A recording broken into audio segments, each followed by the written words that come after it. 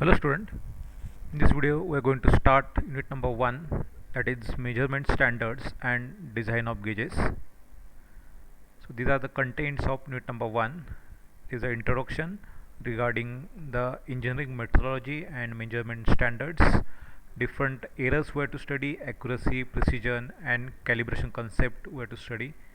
Different geometrical forms are there like straightness, flatness, roundness, all these forms were to study. And last part is design of gauges. Different limit gauges are there depending on the principle of Taylor that we are to study in this unit. So firstly, the what is the principle of metrology? Okay, the metrology words is made by combination of two words, that is the metro and logy. So this metro means to measure something, and the logy means science. So it is a metrology subject, or it is a measurement of science, or it is a science of pure measurement. Now this metrology is categorized into the three types. First is a scientific metrology, in which it deals with the establishment and development of the different measuring standards along with their maintenance. Different measuring standards are there, like scale is measuring standard, meter is measuring standard, then different instruments are there which are used for measuring standards. So development of these instruments or these standards is comes under the scientific metrology. And second is the industrial metrology. So it ensures that whether the measurement standards which are developed, they are functioning accurately or not, which are used in the industry, as well as which are used in the for the testing processes. So this is a industrial metrology. Whatever instruments, whatever standards used in the industry, they are functioning adequately or not. To verify this, it is called as the industrial metrology. And last is a legal metrology. So it is a mandatory or legal bindings which are specified on the units of the measurement. Okay, for measurement we are using the different units like centimeter, meter, then inches. So for particular distance, how much is the measurement, that is whether it is a fix at every place or not, that is a legal metrology. Means there is a binding is there, this distance is 1 centimeter, it will be same in all over the world. That is a fix, that is not going to change. So that is called as a legal metrology. So these are the three types. Then what is meant by actually the measurement standards? We are talking up till now standard. So what is this standard? So measuring standards, it is a thing which is established by an authority, or it is a rule which is decided by an authority and which is accepted all over the world, or universally it is accepted, such as to measure something, some quantity, weight is there. Then if you want to measure some distance, then there is a meter or there is a centimeter. For measurement of weight, it may be a grams, kilograms or liter. So that particular thing, whether in 1 kilogram 1000 grams are there, so whether it is same at every place or not, yes, it is same, it is not going to change.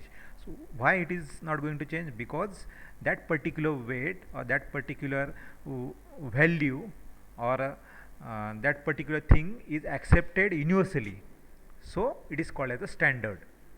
So standard, it is a something which is established by an authority, or it is a rule developed by an authority for measuring something which is universally accepted, or it is a rule which is universally accepted. So standard is also defined as a physical or material presence of a unit.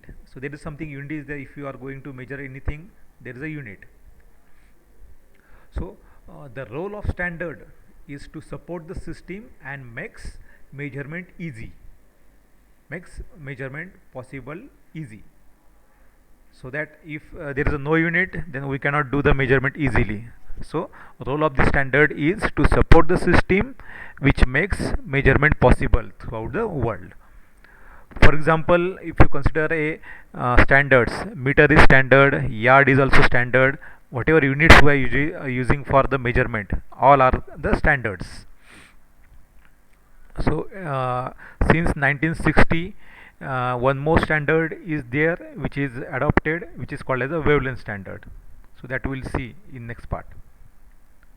So three types of standards are there. First is the line standards. So whenever we are measuring a distance between two lines or 2 points, when the length is measured or expressed in terms of distance between two parallel lines or 2 points, then it is called as line standards.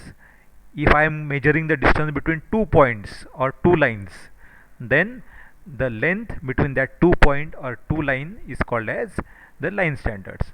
So which are the line standards? We are using steel rule, tape we are using, then yard also we are using, meter we are using. If a cricket ground is there, that cricket ground is measured in the yard. So from one point, from pitch point, pitch is there, bowling pitch. From that point up to the boundary, the distance is measured with the help of tape. Okay, or it is measured in terms of yard or meters. So that is a line standards. If you see the benefit of this line standard, it is a very quick measurement we can do. It is a easy type of measurement. But if you see the drawbacks, human error can be occur while doing the measurement. Our simple scale is there, it is also one line standard. But when you are measuring with the help of scale, there may be error. If number of people are measuring same distance, there may be a error while measurement, because if you see the graduation which are marked on the scale, so while reading the graduation, one can read incorrect graduation by 1 mm or 2 mm. So there may be a error while doing a measurement with the help of line standards. Our simple scale is also called as a line standard.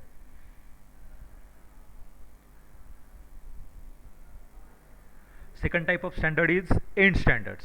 So what is the end standards? When the measurement or measurement of length is expressed in terms of distance between two flat parallel surfaces. I want to measure, suppose, thickness of some part. Thickness means it is the distance between two flat surfaces. Then it is called as the end standards. When you want to measure the thickness, then you cannot use scale. With the help of scale, you cannot measure the thickness accurately. That time you have to go for more precise equipment like vernier caliper. Vernier caliper is having two jaws.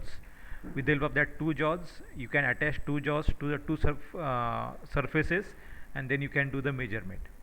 So when we are measuring the distance between two flat parallel surfaces, then the that particular measurement falls under the end standards.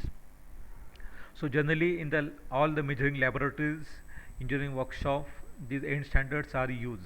Line standards are not used. If you see the example of end standards, slip gauges are there, micrometers are there, vernier caliper are also there, which are used as the end standards. If you see the advantage of end standards, it has very high degree of accuracy of measurement than the line standards. Now if you see the last statement, since primary standards are line standard and end standard must be calibrated from the line standards, means day by every time we have to calibrate these line standards and end standards regularly. Calibration means we have to check the accuracy every time. So that calibration concept we are going to see in next slides. Now third and last type of standard is wavelength standard.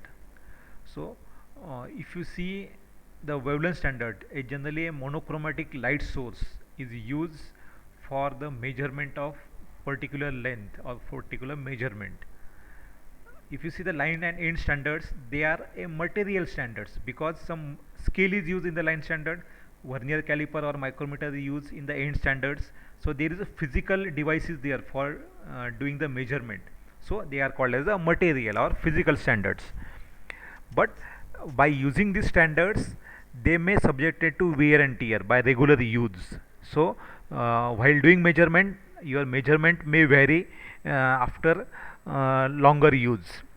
So after some time it may give some inaccurate results. So to overcome these difficulties, the wavelength standard is introduced. So wavelength of monochromatic light is used to measure or to do the measurement. So because why it is used? Because it is a highly accurate and it does not depend on any physical parameter or physical standards. So just you have to use a monochromatic light source and you can do the measurement. So what is the advantage of this monochromatic light source? It is having a constant wavelength. If wavelength is constant, then your measurement will not going to change. So these monochromatic light source or these wavelength standards are based on the principle which is called as a interference of light waves. You might have studied in the 12th interference of light. These monochromatic light source having a single wavelength and which are used for doing a measurement. So this is the one of the good advantages. So this wavelength standard is more accurate than end standard and line standards. Okay, thank you.